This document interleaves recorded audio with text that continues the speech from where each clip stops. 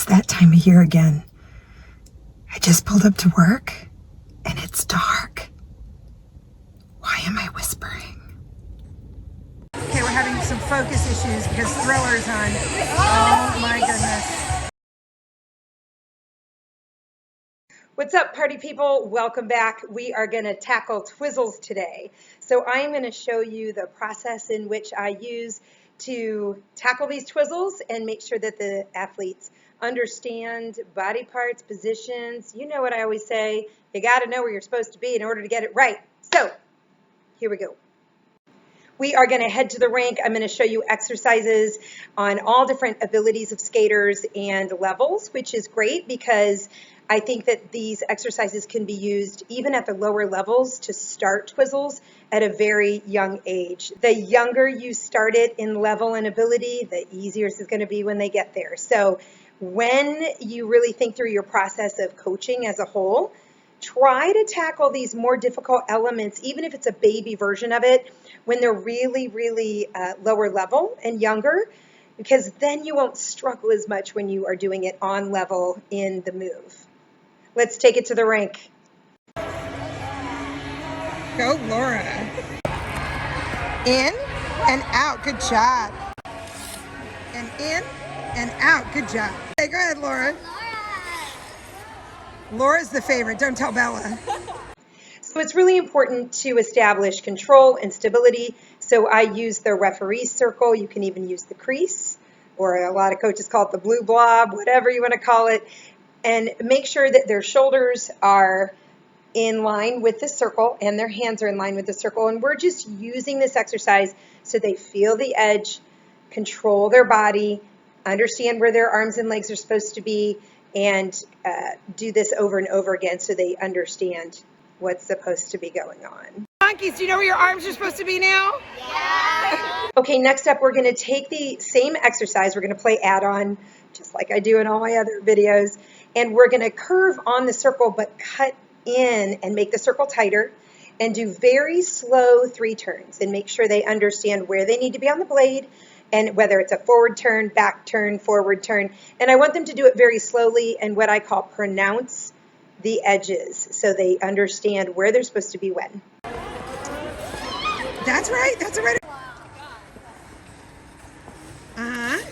Yes.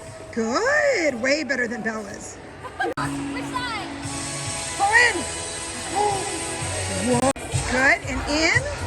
Excellent. Next, I will revisit the forward inside alternating 3 turns from preliminary moves because that back outside to forward inside step forward Choctaw is the same exact motion they're going to be doing for the forward inside Twizzles. Once they get a grasp of the Twizzle getting better, again, I always let these exercises marinate for a while and perfect them, and then we're going to put it on pattern. So just know that there's going to be quite a bit of time between executing these exercises and making sure they practice them, and they have to show me their homework and that it has improved, and then we will put it on pattern. And when I put it on pattern, we revisit all of the steps involved.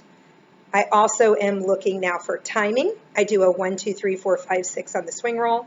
1, 2, 3, 4, 5, 6. 1, 2, 3, I like to hold the edge. And then 4, 5 is the Twizzle, 6 is the check. That's ideally to keep the continuous flow going. That's what I like to do.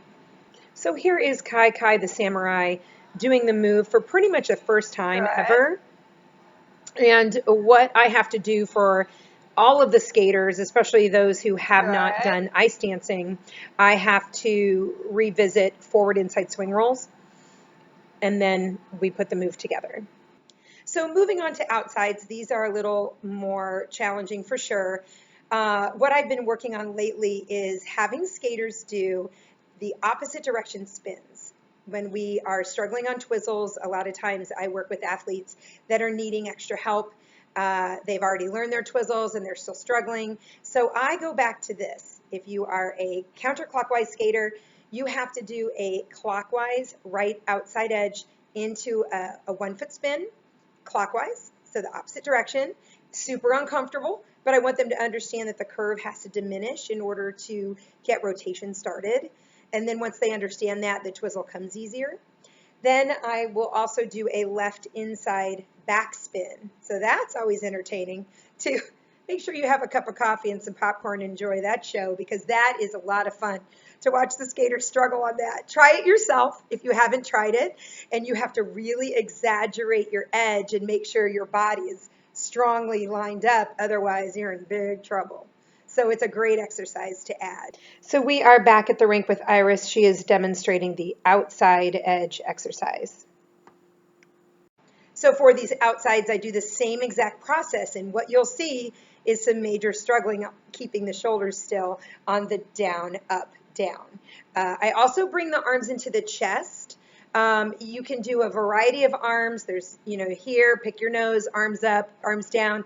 I prefer the chest because I really want everything to stay on the same plane. I've had a lot of athletes bring their arms down and they pitch forward, or I'll use it as a correction if they're leaning back. So be really creative with the arm position. Whatever helps your athlete works. So again, we will skate on the edge, tighten the curve, very slow 3 turns, very controlled, and a good check and control. They always never like to look where they're going, so make sure they look in the direction of travel, keep that head pivoted once they check, and that will really help.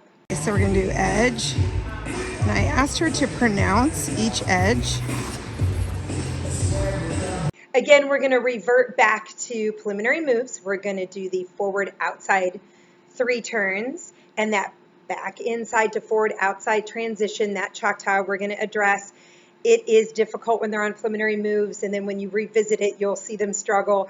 It's just great to refresh their memory that transition is going to be exactly like the Twizzle move.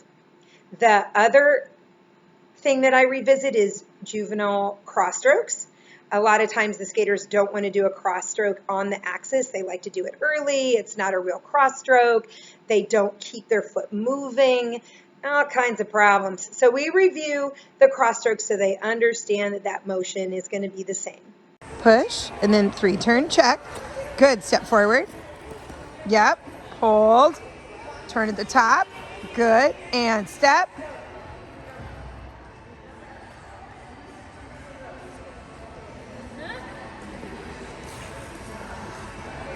Good, Kai. Push. Good. Push. Push. Good, Kai. Hands in front. All right, so like I always say, we've got our ingredients. We're going to cook it up, bake it like a cake, and we're going to put it on the actual axis of the move. And here we go. So the truth comes out. Do they really understand where they're supposed to be? I don't get too caught up in the speed of the rotation of the Twizzle. I just want to see control and understanding of the check, understanding of the step forward. Is everything in the right place? On the lobe, is their head ball looking where they're supposed to go? I'm very concerned when all these people start driving. They do not look where they're going. I have concerns. So this is Kai's first attempt at doing this move, and I'll show you this simply because you see how he does his cross stroke early, stays there for a while, and hangs out. Fortunately, we had the lovely Neha with us that morning, and she has a very nice outside Twizzle move, and Kai was able to see it and when she cross-stroked and how she kept it moving. So the icing on the cake is this. I just do the timing. So I do 1, 2, 3, 4, 5, 6, and then the next lobe is 1, 2, 3, hold still, tighten your edge, bend your knee. 4, 5 is hopefully the Twizzle, 6 is check and hold. And so I like to do a continuous waltz count. And that's pretty much it. I really think by this level, they have a great understanding of awareness and edge quality, hopefully, and you're just playing add-on. You're taking 3 turns from pre-juve, and then you shrunk them up for juvenile into double threes, and now we're shrinking them up even more to make them into Twizzles. So there you go. There you have it. There's the magic.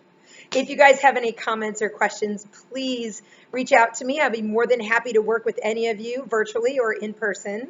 I love to hear from you. And at the very least, I hope you have been entertained and educated. Please give me a thumbs up because then the algorithm in YouTube likes me, things happen, and my face gets in front of other people. So make sure you subscribe for more good content and send any suggestions my way. But more importantly, have a nice day.